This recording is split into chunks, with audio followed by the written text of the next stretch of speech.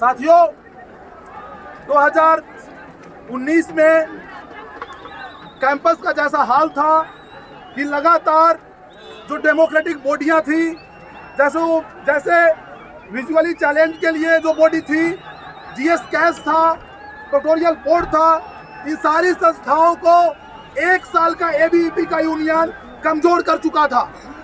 लगातार ladies hostel और boys hostel में रेड मारे जा रहे थे।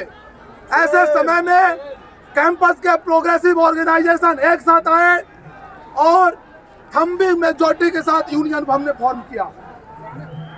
साथियों, आप लोगों ने देखा कि किस तरीके से जब एबीवीपी को लगा कि यूनाइटेडली ये लोग स्ट्रॉन्ग हैं, हम इलेक्शन में नहीं जीत सकते हैं, तो हमारे यूजीबीएम को किस तरीके से गुंडागर्दी का अखाड़ा बना दिया। हम सबसे पहले कंडोलेंस देंगे, उसके बाद मैं और साथी चरण यूनियन का रिपोर्ट प्रेजेंट करेंगे, पॉलिटिकल रिपोर्ट। उसके बाद साथी गोपी स्वामी हमारा जो फाइनेंशियल रिपोर्ट है वो पढ़ेंगे, और उसके बाद साथी राठौर जो हमारे ज्वाइंट सेक्रेटरी हैं वो बात करेंगे, सोहेल, और हम यहाँ पे यूनियन को डिसॉल्व करेंगे। साथियों, कंडोलेंस पढ़ने से पहले एक बात, बैठ जाइए साथियों।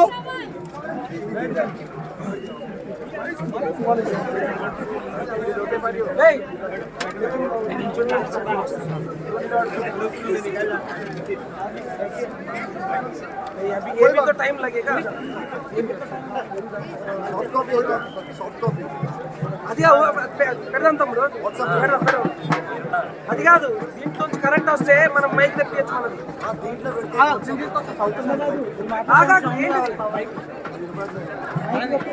అది కాదు, కరెంట్ ఏ నుంచి వస్తే కరెంట్ రాదు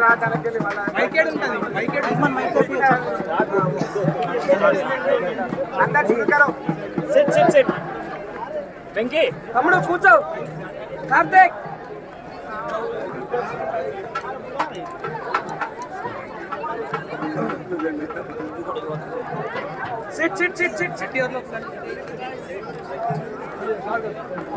साथियों, 2019 में जब हमारा यूनियन बना तब से लेके अभी तक कई लोग हमारे बीच नहीं रहे। कुछ तो पैंडेमिक के शिकार हुए और कुछ लोग ये जो हमारे देश में दलित, मुस्लिम और जनता विरोधी सरकार है भाजपा की और आरएसएस की, उसके कारण हमारे बीच नहीं है।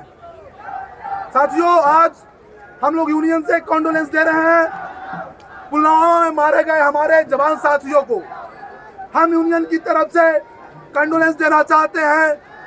पैंडेमिक में लाखों लोग जो हमारे घर के आसपास, हमारे गांवों में, हमारे शहरों में जिनकी डेथ हो गई, स्टूडेंट यूनियन कंडोलेंस देना चाहती है किसान आंदोलन के 700 से ज्यादा शहीदों को, जिन्होंने कहा कि हम मर जाएंगे लेकिन सरकार के खिलाफ लड़ना नहीं छोड़ेंगे।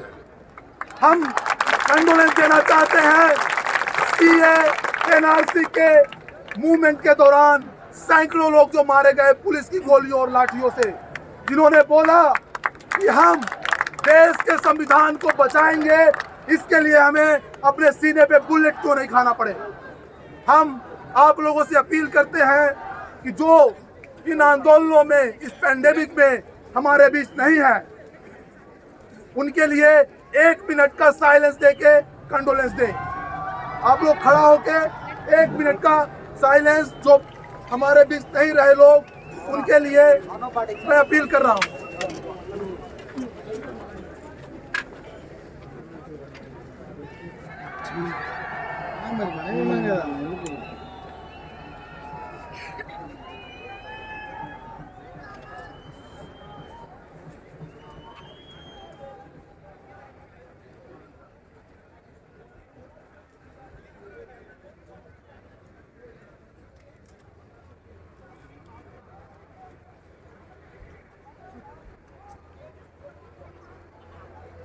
धन्यवाद साथियों।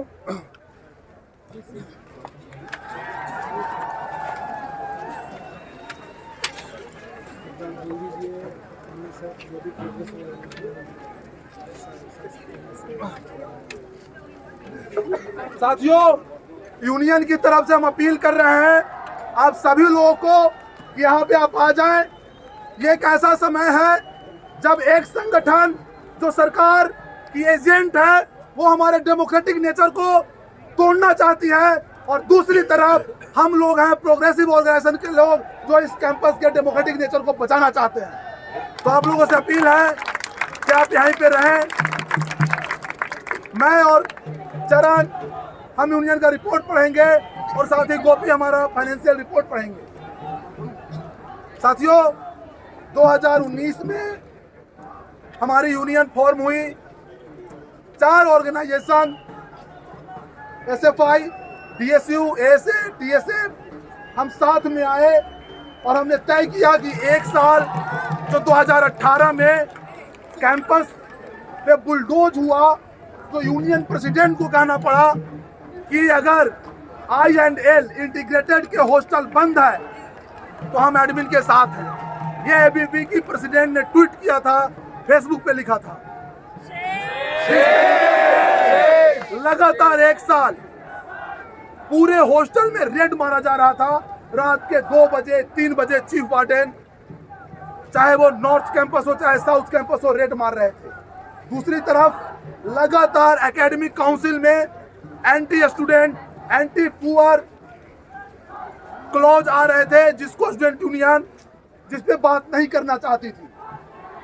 जब भी स्टूडेंट यूनियन से बात लोग करने जाएं तो वो सरकार का पक्ष लेती थी और बोलती थी कि हम इन चीज़ों में मत पड़ो, आप आओ, हम जो है अनोखा मनाने वाले हैं, हम जो है होली मनाने वाले हैं, हम है जो दुर्गा पूजा मनाने वाले हैं।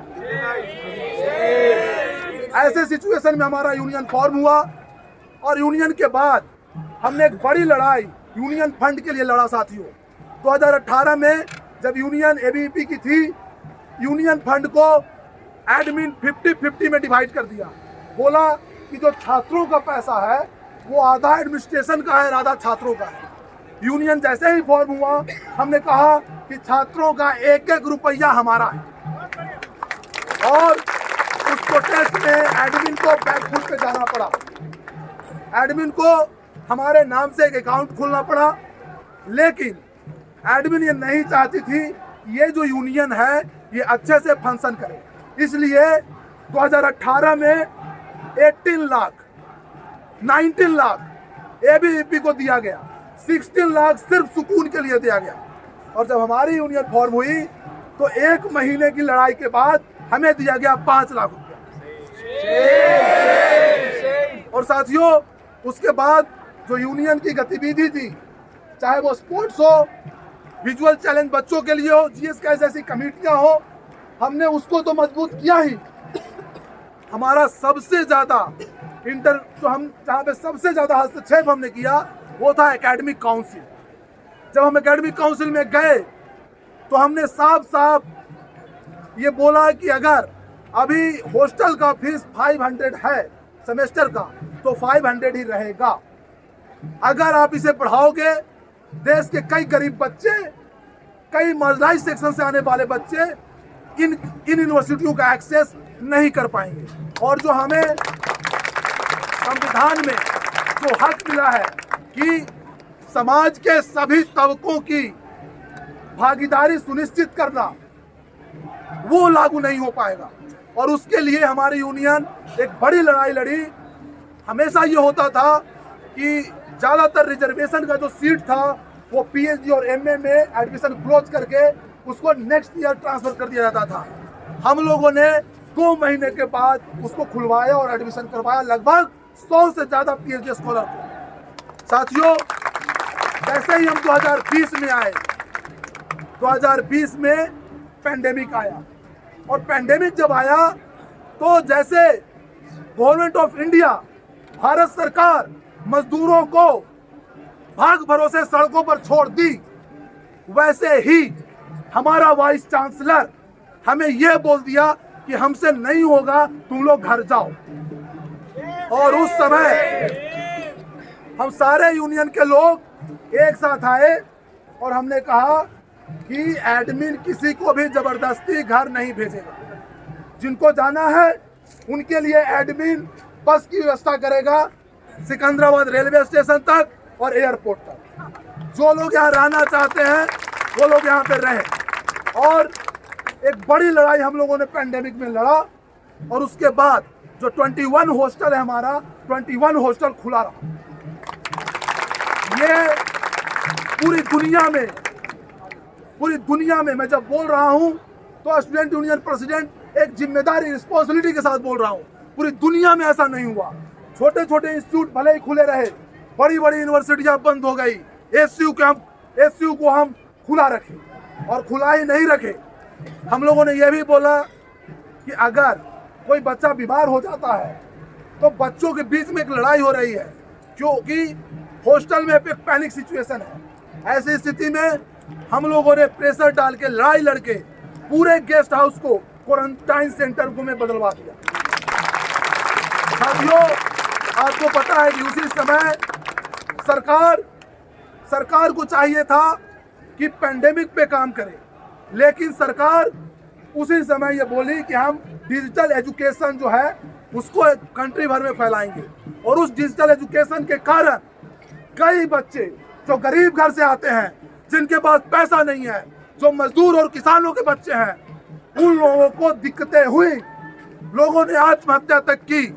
ऐसे समय में यूनियन फोर फ्रंट पे रही कैंपस में कि जब तक लोग एडजस्ट न हो जाए तब तक आप इस तरह का एजुकेशन फोर्स नहीं करोगे।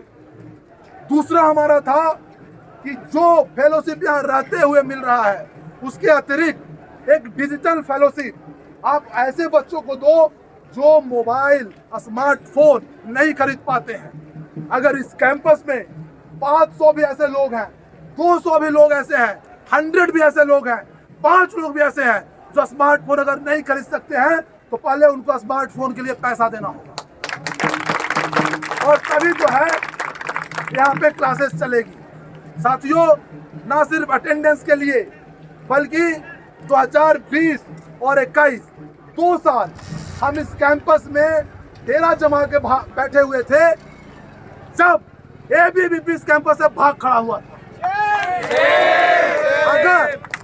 अगर एबीवीपी एक एग्जांपल दे दे कि पैंडेमिक में एबीवीपी के लोगों ने लड़ा है तो मैं उस मंच पे नहीं जाऊंगा, एबीवीपी के साथ यूजीबीएम करने दूंगा।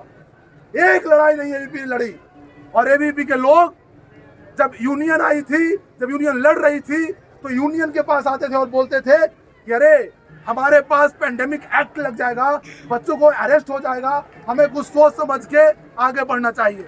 ऐसे में हमारे जो ऑफिस यूनियन बेरर हैं उन्होंने बोला कि अगर अरेस्ट होंगे तो हम पहले अरेस्ट होंगे, लगाओ पैंडेमिक एक्ट। लेकिन हॉस्टल, एकेडमिक, मेस हमारे कैंपस में बंद नहीं होगा। साथियों, आप लोग जानते होंगे 2009 में एबीवीपी की यूनियन थी और उस यूनियन में ये प्रपोजल आया था कि ईच ईयर 10% फीस हाइक होगा। पैंडेमिक में एक ऐसी बात मैं आपको बताने जा रहा हूं जिससे हमारा दिल शर्म से झुक जाएगा हमारी सरकार के बारे में जानकर। साथियों, पैंडेमिक में हम लोगों ने फीस के खिलाफ प्रोटेस्ट किया था। हम लोग ये रिक्वेस्ट कर रहे थे कि जो आपका डेवलपमेंट फीस है, जो आपका सेमेस्टर फीस है, इसको एक सेमेस्टर के लिए माफ कर दो। आपका कुछ घाटा नहीं होगा। आप तो एक बिल्डिंग में 1 करोड़ करप्शन करते हो, पूरा फीस मिला के जो है 40 से 50 लाख होगा। आप कम से कम डेवलपमेंट फीस जो SN स्कूल का है, जो मेडिकल साइंस का है, जो लाइफ साइंस का है, फिजिक्स का है, ऑप्टोमेट्री का है, इनको जो डेवलपमेंट फीस है वो थोड़ा कम कर दो, नहीं लो एक सेमेस्टर।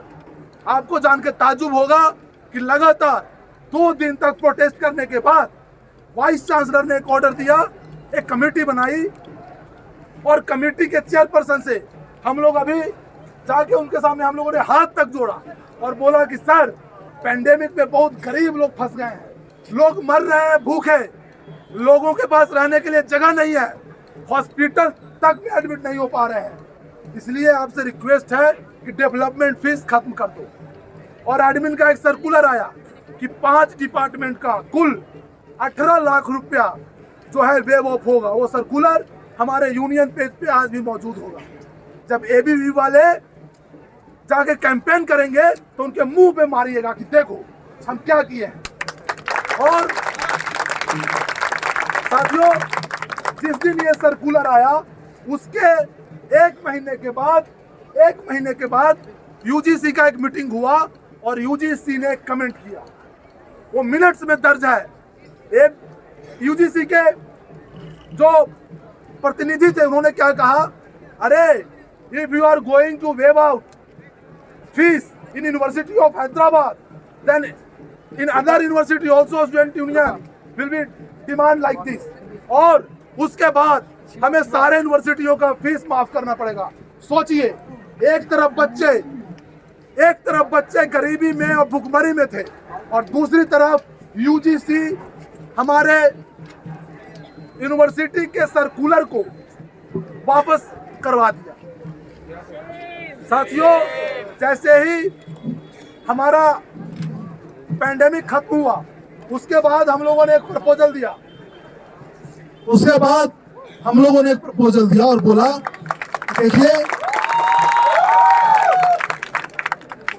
देखिए कैंपस में,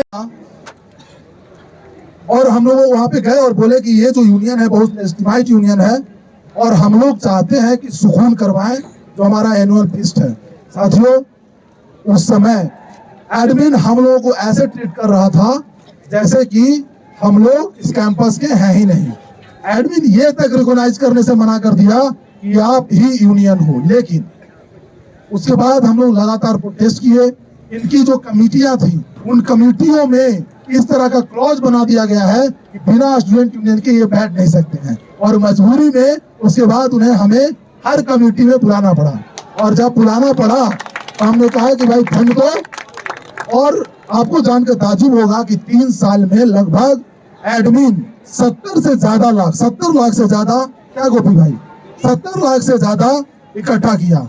हमने जो बजट बना के दिया था वो दिया था 18 लाख का, 16 लाख का हमने जो बजट दिया था, और बोला था कि इतना में जो हमारा 3 दिन का सुकून हम करवा पाएंगे। और उसके लिए हमें 1 रुपया भी ट्रांसफर नहीं किया एडमिन। जब हमने पोस्टर निकाल दिया, जब हम झोले वाले को बुला लिए, जब गाड़ियां आने लगी और हमने तय कर लिया कि भैया तुम दो या ना दो, तुम्हें देना होगा, हम सुकून करेंगे, तब जाके इन्होंने हमें पैसा दिया। काफी लड़ाई झगड़ा होने के बाद, और आप लोगों ने देखा कि सुकून हम लोगों ने बहुत ही शानदार तरीके से यूनियन की।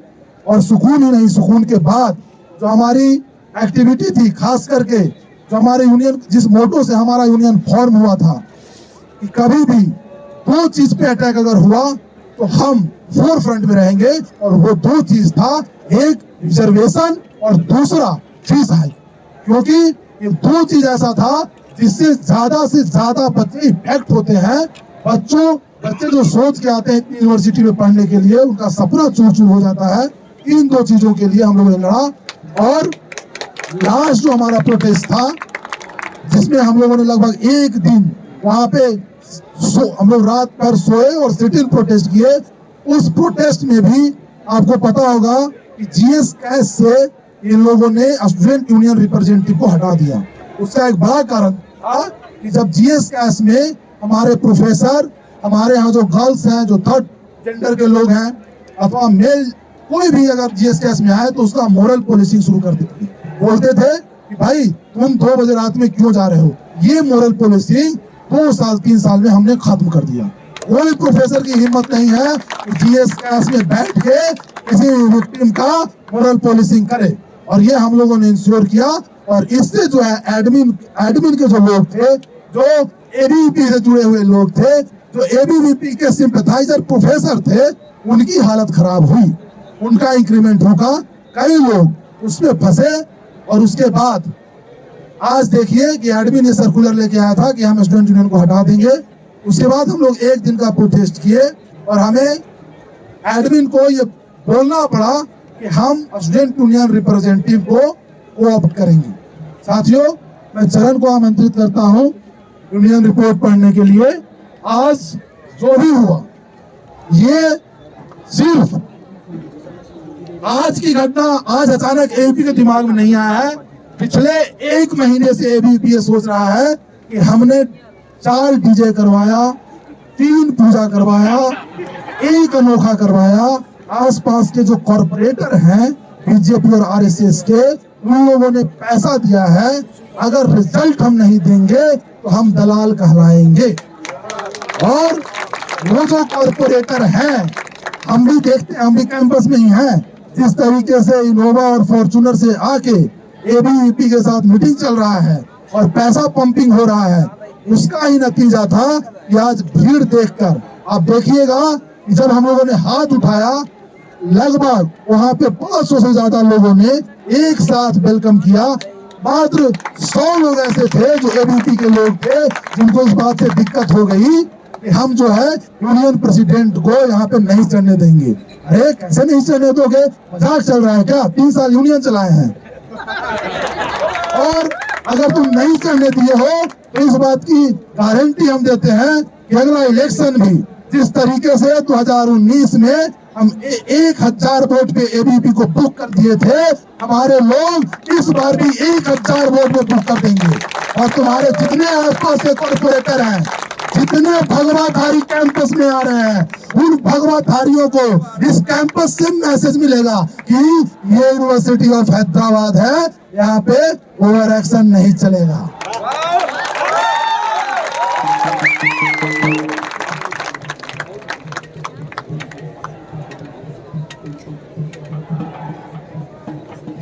Jai Bhim friends, I thank you all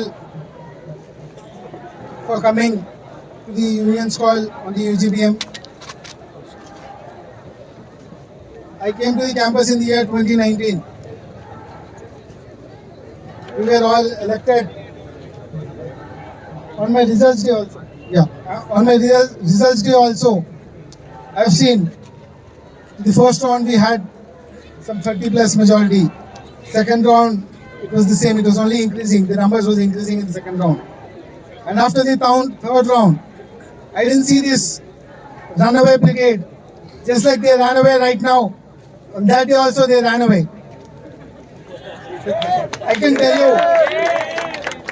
you with guarantee that whenever the campus needed any issue, any student welfare issue, or any issue wherein there was intervention of the union or some support for the students, be it reservation policy, be it admission policy, be it fee increment or anything like that.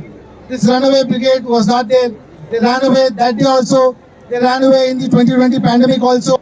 They were not here in campus until 2022 when everything was relaxed. They came back and they started doing this Anoka, DJ, whatever they're still doing. Today also you see, we all seen that they ran away. Just give an opportunity to stand by the students, they will run away. This gives us another example and also shows us and proves us that to not trust this runaway brigade, and the Progressive Alliance is going to stay with you when you are in need and when the students need it the most. So before going to the proceedings, and also the admin has totally sided with them. Instead of stopping them from getting onto the stage, the admin, the DSW office just said that they are dissolving the union without the UGBM. We called for the UGBM. They couldn't give security. In the mail that we've written to the DSW, we've clearly stated we've asked for their minimum requirements that needs to be conducted for the UGPM. They couldn't conduct the security purpose. They couldn't. What was the need of police when they couldn't control the runaway brigade? Sadly, it's a shame on the runaway brigade. I would like to read out few major things that we've done as a union. Major achievements of the union. I can just go on and on until 2-3 hours, but I see that we are already late.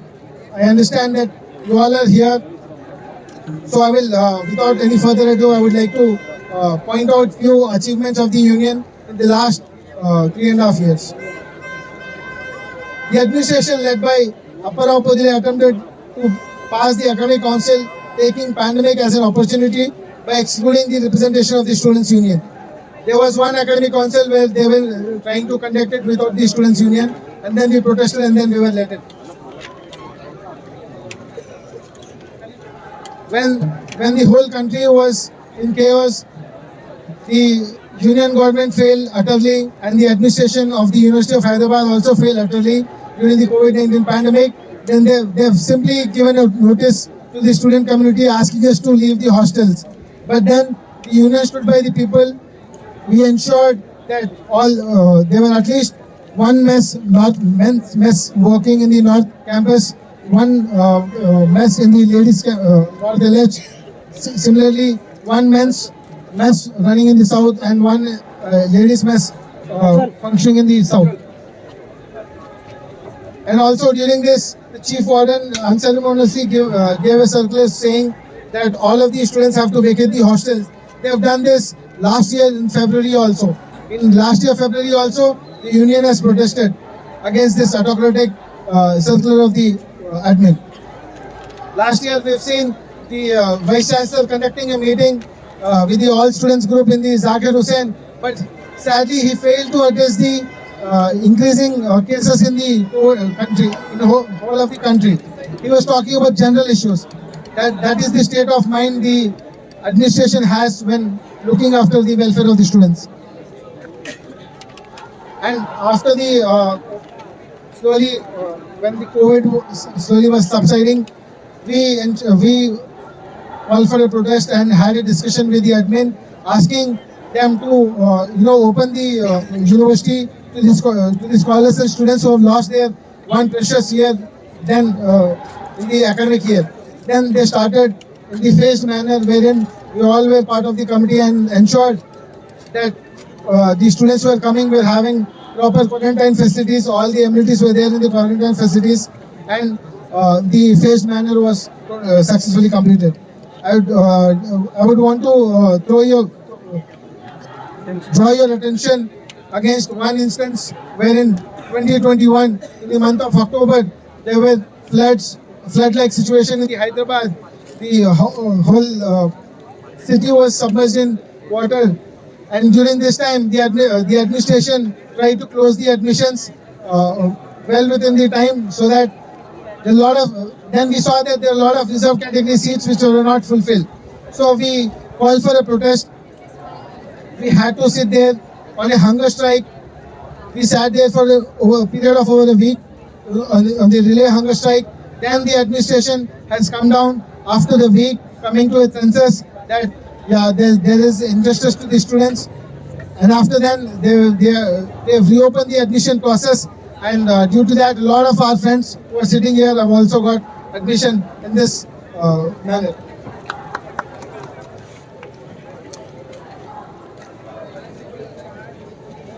During our first year of the union, in the month of December, we saw a lot of protests all over the country. The union government was trying to target one community and alienate them. So in this regard, the union has stood by this, and we have organized a lot of protests and also stood by the minority communities. In this regard, we've also conducted a couple of talks from the eminent personalities in the society. And also during this pandemic, we've seen that our East Campus, where there's construction going on, during that time there was nothing of that sort, and then some part of it was being encroached by some leaders who were staying adjacent to the campus. Our union stood by the administration when they could have done the official process, which they didn't do, and we also wherein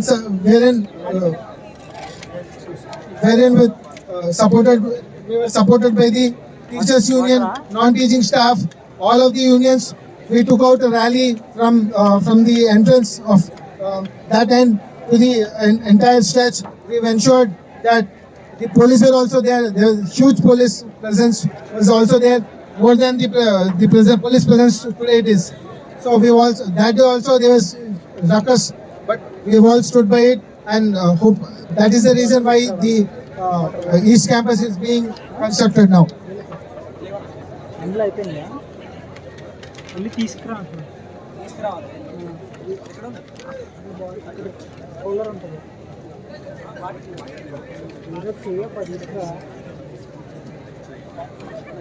ఎవరొకరికి bottle ఇచ్చిన వెళ్ళాలి long long తీసేస్తారు అవి I know it's been late. Now we'll like to wind up my speech, and also I would take this as an opportunity to thank all of you all for standing by us in the last election. And also, I would definitely, the reason why I stated all of this is because there are a lot of new students, new faces who have come here to the campus. Because you are not in the campus in the last 2 years, this is some kind of information wherein the runaway brigade will run away. We will stay by you.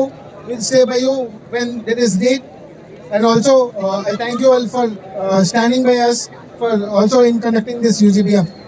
On this occasion, I would like to take an opportunity to thank my organization in believing in me. And also, I would like to thank the SFI, ASA and TSF for standing by and also believing in us. Thank you. Jai Hind.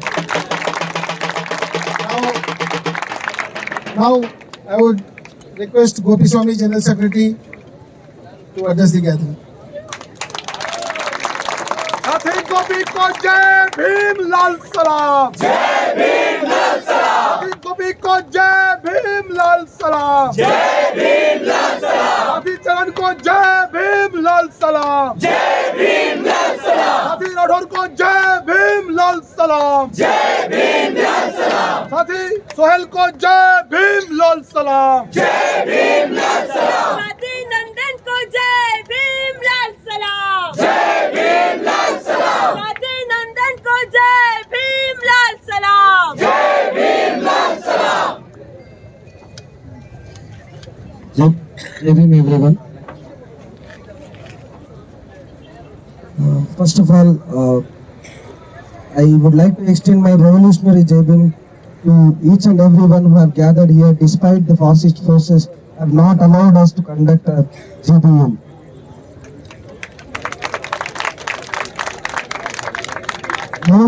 Most of the students who have joined either in 2022 or 21, they might not have seen in what context the present students union has been elected, in what context we have come together, in what context the students union has come into the power. The motto of the UGBM is to tell those fascist forces that there is a students union. When all the fascist forces have left the campus because of the pandemic, when the fascist forces like ABVP have left all our students in the campus, but it was the students union who stood by the students. I could even recollect how mercilessly administration has been throwing the university students just because the autocratic prime minister have declared the lockdown without taking the consideration, without thinking the nation's situation. Because of that, lot of students had to go through the lot of trauma and terror. when the university administration have declared that the university will be closed and all the students has to leave the campus, it was we have given an open statement to the administration that university will not and cannot and should not throw any students until unless they are willing to go out to their respective homes. It was we ensured the students who wanted to stay here in the campus. We allowed the students, as we were discussing, the how much ever hostels were there in the campus. All hostels were running throughout the pandemic. It was never happened, and nowhere in the country has happened that in throughout the pandemic. It was we, the progressive students, Dalit Bahujan, all the other four organizations came together and stood for the students' rights in the campus throughout the pandemic. Friends, before reading my financial report, that I would like to thank my organization, Ambedkar Students Association, who has given me the opportunity to represent the students community, that too an institution of eminence, because Dalit students hailing from the rural Telangana, from the marginalized community, and representing the students union in the institution of eminence would not have been possible without the support of Ambedkar Students Association and the social justice it stands for. Friends, I would also like to remember my brother Rohit Vemula, Senthil Kumar, our Muthu Pulyala Raju, all the other Dalit martyrs who have sacrificed their life for the students' struggle in the campus. Friends, with this conviction only, we have fought throughout the pandemic. With this conviction, we have ensured the students' rights will be prevailed in the campus. Now, I would like to read the financial report. For this, actually, we had to fight a lot. For this money, the dam administration have collected 65 lakhs throughout the three years. They have collected more than 65 lakhs, but they have diverted those money into their other purposes. We have filed an RTI. We exposed the administration that without even consent of the students' union, they have spent the money. Friends, it is actually a culture of the students' union to conduct the cricket night cups for the students community. So the first cricket night cup, which was Senthil Bal Raju night cup, which was held between 23/10/2019 to 2/11/2019. The total expenditure incurred for this event is 1,560 rupees. And the other, the fourth event, volleyball, basketball and throwball night cup held from 26/02/2020 to 29/02/2020. The total expenditure incurred for this event is 38,400. If you see, after lot of efforts from the students' union, we could conduct the Sukoon. So the second part is the Sukoon part. For the Sukoon, the production cost is the total production cost was 4,15,000. For the total expenditure for the production is 4,15,000.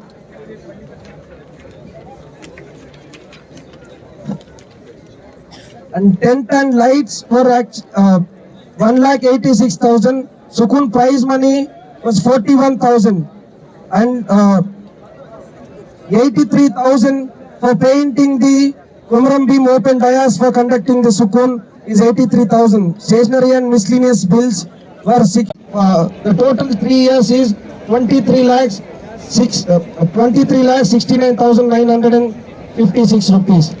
The motto of reading this, the purpose of reading this expenditure, the purpose of reading our report is to say that how rational, how accountable we are to explain the students that how accountable we are for the students community despite the pandemic happened from 2019.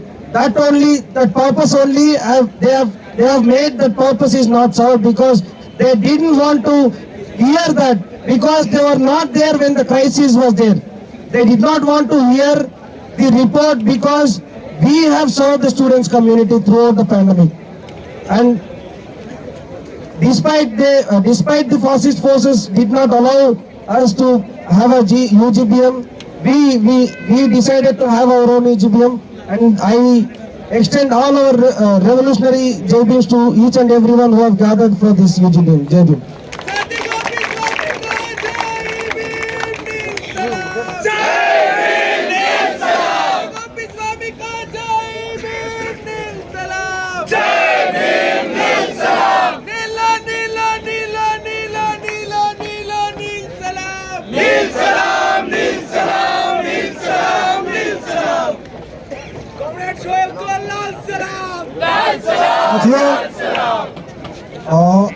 हमारे बीच जो हमारी GSS member हैं वो pass out हो चुके हैं, इसलिए आज हमारे साथ वो लोग नहीं हैं। पीजी इंटीग्रेटेड और पीएचडी रिप्रेजेंटेटिव इलेक्टेड रिप्रेजेंटेटिव थे जीएसएस के, वो लोग पास आउट हो चुके हैं हमारे बीच। हमारे जॉइंट सेक्रेटरी राठौर प्रदीप है, मैं उनसे अपील करता हूं कि वो नुक्कड़ को एड्रेस करें। జై భీమ్ మిత్రులారా, గత 3 సంవత్సరం నుంచి మేము యూనియన్లో ఉన్నాము. అయితే ఇందాక చూశారు కదా, ఏబీవీపీ వాళ్ళు మనకు యూజీబీఎం జరగకుండా చేసిండ్రు. సో యూనియన్ అనేది యూనివర్సిటీలో ఉండాల్సిందే, ఎందుకంటే మనకి వీళ్ళు బతకనియరు. మనము బీద పరిస్థితి నుంచి వచ్చిన వాళ్ళము, మన దగ్గర ఫోన్లు ఉండవు, చాలా ప్రాబ్లం వస్తాయి. అయితే యూనియన్ మనకు కరెక్ట్ యూనియన్ ఉంటేనే మనకు మన ముందుకు వెళ్ళడం జరుగుతుంది. సో నేను చెప్పడం ఏం లేదు, కానీ వీళ్ళు మన నందన్ ఏమో మనం యూనియన్లో ఏమేం చేసినామో దాని గురించి చెప్పడం జరిగింది. మరియు గోపి అన్న మా ఫైనాన్స్ గురించి చెప్పడం జరిగింది. సో ఈరోజు మాది కూడా లాస్ట్ డిజాల్వ్ డే. సో అందరికీ ధన్యవాదాలు. साथियों, हमारे बीच हमारे स्पोर्ट्स सेक्रेटरी साथी सुहेल हैं और मैं उनसे आग्रह करूंगा कि वो बात करें।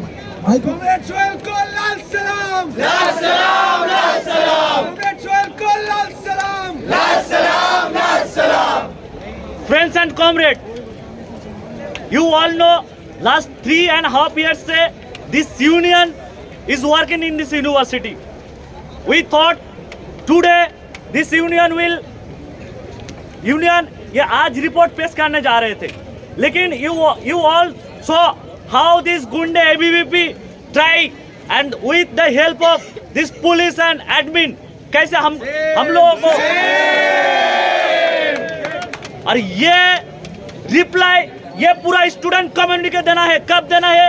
एक कमिंग इलेक्शन में दिखाना है कैसे ये ABVP गुंडे कैसे हमको बीट किए थे, कैसे एडमिन के साथ खड़े हुए थे।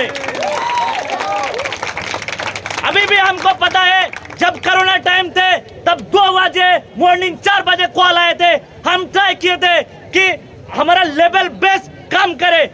And today was that day that we thought today we are going to आज हम सोचे थे कि आज हम रिपोर्ट पेश करने जाए थे, क्योंकि एबीवी को पता है अगर ये पूरा न्यू स्टूडेंट है, अगर उसको पता चल गए कि ये भी जो ये यूनियन को क्या काम किए तो उसको अभी से हारने का मौका मिल जाएगा। कॉमरेड्स एंड फ्रेंड्स, ये जिम्मेदारी आपका है, ये पूरा स्टूडेंट कम्युनिटी का है। आप हॉस्टल जाए, मेस जाए, सबको बताना है कैसे ये गुंडे कैसे हमको यूजीबीएम नहीं करने दिए थे। फ्रेंड्स एंड कॉमरेड, ज्यादा वक्त नहीं लूंगा, लास्ट है बात। ये सोचे थे हम डर जाएंगे, हम डरने वाला नहीं है। ये पूरा स्टूडेंट कमेटी हमारे साथ है। ये 30, 60, 40 लोग एक गुंडे लोग आए और सोचे हमको इधर से भगा देंगे। हम भागने वाला नहीं है, हम इधर ही खड़ा है, इधर ही खड़ा रहेंगे। और एक गुंडे वाले सुन लो, ये यूनियन है, ये स्टूडेंट के लिए है, स्टूडेंट के लिए है। ये तुम्हारे जैसे ये बीजेपी, आरएसएस और डीजे हानुका के लिए नहीं है। ये स्टूडेंट के राइट के लिए लड़ेंगे, ये स्टूडेंट के लिए लड़ेंगे। Friends and comrade, I hope आप हॉस्टल में जाए, आप मेस पे जाए, पब्लिक प्लेस में जाए, और जहाँ पे आप दोस्त को देखे, आप बताइए कैसे एबीवीपी आज गुंडा किए। उसके साथ इनकलाब जिंदाबाद। और एक कॉमरेड, ये जो लोग है, हम डेमोक्रेटिक को विश्वास करते, इसलिए हम उधर नहीं गए। यूनियन यूजीबीएफ कंडक्ट किए, कैसे ये लोग ऊपर उठ गए, इसका डेमोक्रेटिक तरीका थोड़ा भी मालूम नहीं है। सो कॉमरेड, ये भी बताना है स्टूडेंट को।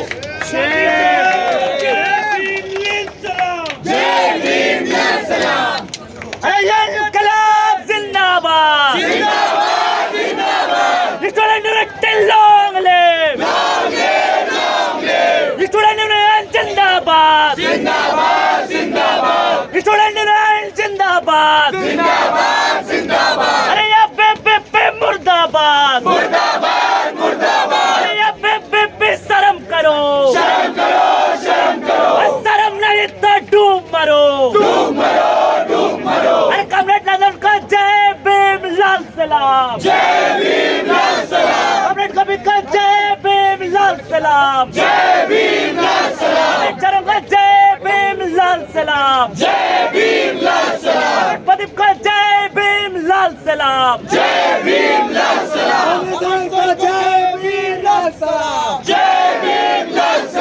सोहेल को जय भीम लाल सलाम, हमारी लड़ाई जिंदाबाद, लड़ाई जिंदाबाद, SADSU, DSF, SFI जिंदाबाद,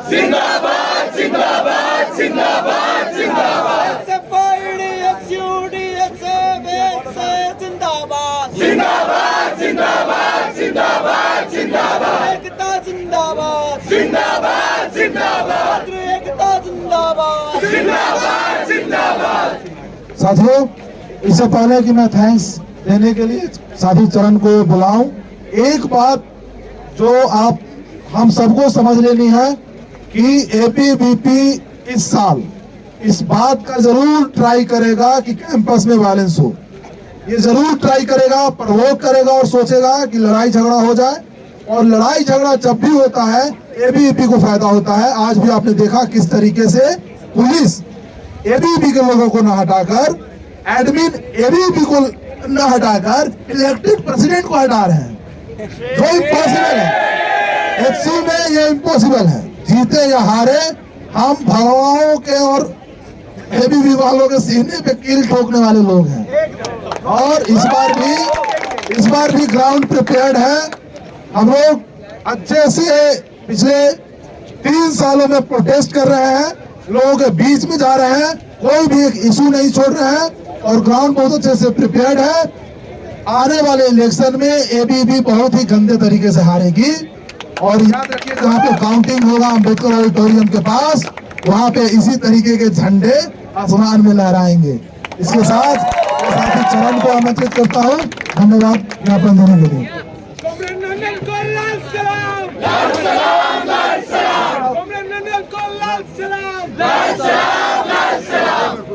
जी पूछिए। हाँ, नीचे में माइक लीजिए। अरे हम बहुत लोग तांत्रिक लोग हैं। Hello guys, I want to ask a question to Union Student President. Why our left-wing parties not talks about new language against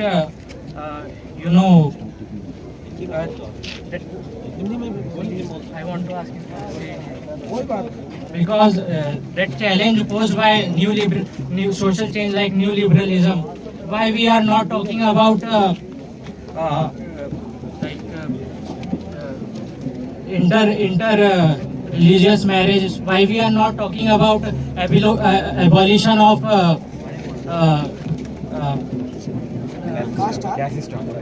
caste system? Abolition of triple talaq will create heterogeneity among Muslim. and आपका 2 सवाल हो गया, तीसरा भी पूछेंगे? 2 सवाल हो गया, एक और पूछिए।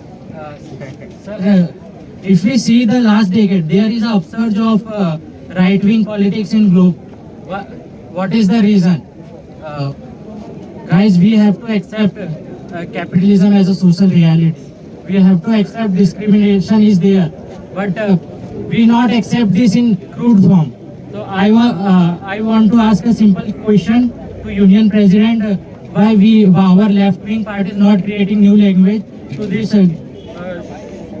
this new liberalism?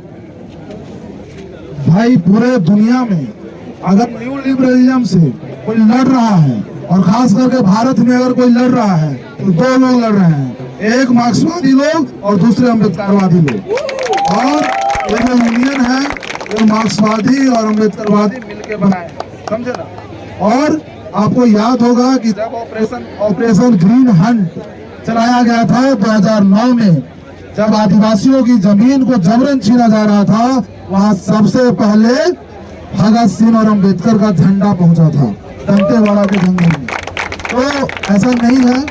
और तो आपका दूसरा सवाल है ट्रिपल तलाक पे। एक बात जान लीजिए, अगर हम आपके घर में आकर कोई नियम बना देंगे तो आपको बर्दाश्त नहीं होगा। हमें कोई भी नियम बनाने के लिए लोगों को शिक्षित करने की जरूरत है। आप किसी भी अपना नियम कानून थोप नहीं सकते हैं, जिस तरीके से सरकार आज थोप रही है। और जब थोप रही है, चाहे वो बुर्का का मसला हो, चाहे वो ट्रिपल तलाक का मसला हो, सबसे आगे लड़ने में पूरे देश के जेलों में बंद है अम्बेडकरवादी और मार्क्सवादी। अगर आप बोल रहे हैं कि कैपिटलिज्म को हम एक्सेप्ट कर लें, तो ये नाकाबिले बर्दाश्त है। उर्दू में बोल रहा हूँ, कैपिटलिज्म को ना तो हम एक्सेप्ट कर रहे हैं, कैपिटलिज्म के लिए हमारे पास बुलेट है, कभी भी हम दाग देंगे। और हमेशा चाहते हैं कि कैपिटलिज्म हारे, क्योंकि कैपिटलिज्म ने हजारों लाखों करोड़ों लोगों को पूरी दुनिया में क्रॉस द ग्लोब मारा है। आज भी बिकॉज ऑफ कैपिटलिज्म कई ऐसा तबका है, ऐसा पीढ़ी है जो इन यूनिवर्सिटियों को देख नहीं पाया है, सिर्फ फिल्मों में देख पाते हैं। वहाँ फिल्म छोड़ दीजिए, सोच पाते हैं सिर्फ। तो कैपिटलिज्म कहीं भी आप देख लीजिए, जब पेंडेमिक आया, सबसे ज्यादा खराब हालत किस देश की हुई?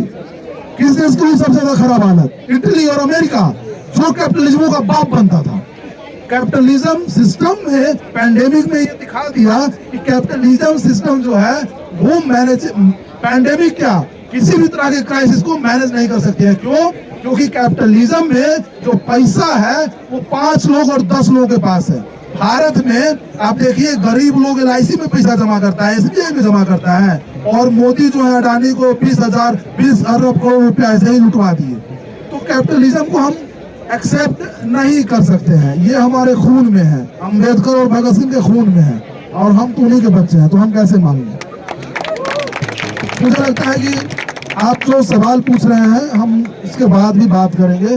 बहुत बड़ा सवाल है, लेकिन हमारा जो प्राइमरी दुश्मन है भारत में, हम लोग का यूनियन जिस बेस पे हम लोग का फॉर्म होता है, उसमें 2 लोग हैं। एक कैपिटलिस्ट लोग, पूंजीपति लोग, अमीर लोग आसान भाषा में, और दूसरा जो जाति और धर्म और लिंग के आधार पे समाज को बांटना चाहते हैं। ये 2 लोग हमारे दुश्मन हैं, और इन लोगों से कोई समझौता नहीं। दलाल है ये लोग, और दलालों से अम्बेडकरवादी और मार्क्सवादी कभी हाथ नहीं मिलाते हैं। धन्यवाद। हमारी यूनियन जिंदाबाद, जिंदाबाद, जिंदाबाद, यूनियन जिंदाबाद, जिंदाबाद, जिंदाबाद, जय जय जय जय जय जय जय जय जय जय।